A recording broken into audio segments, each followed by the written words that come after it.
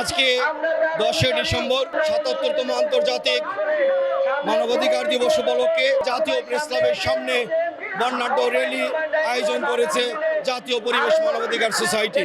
2014 সাল থেকেই দাবি করে আসছি যে বাংলাদেশের মানবাধিকার সার্বজনীনভাবে বাস্তবায়ন করতে হলে মানবাধিকার বিষয়ক মন্ত্রণালয় গঠন অবশ্যই করতে হবে।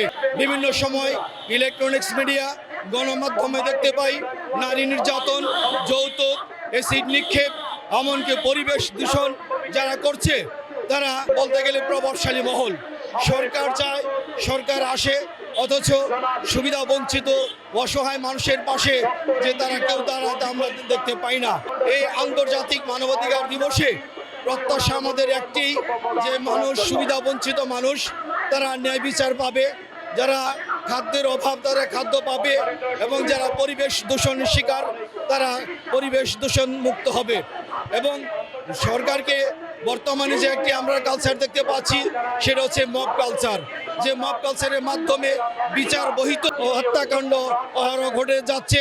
সরকারকে ইতোমধ্যে যতটুকু সম্ভব তার জরুরি পদক্ষেপ গ্রহণ করতে হবে।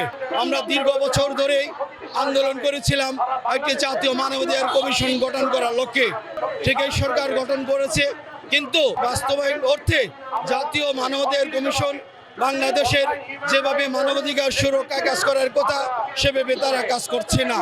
এবং আমরা যারা বেসরকারিভাবে রেজিস্ট্রেশনকৃত মানবাধিকার নিয়ে, পরিবেশ নিয়ে কাজ করছি, সেখান থেকেও আমরা তেমন সহযোগিতা পাইনি। রাষ্ট্রের কাছে আমাদের প্রত্যাশা যারা মৌলিক অধিকার থেকে বঞ্চিত হচ্ছে তাদের পাশে দৃষ্টি দিবে। বিভিন্ন আমাদের নারীরা যে তাদের সহজাত অধিকার বঞ্চিত হচ্ছে, সেই অধিকার যেন বঞ্চিত না হয় সেদিকে সুদৃষ্টি দিবে।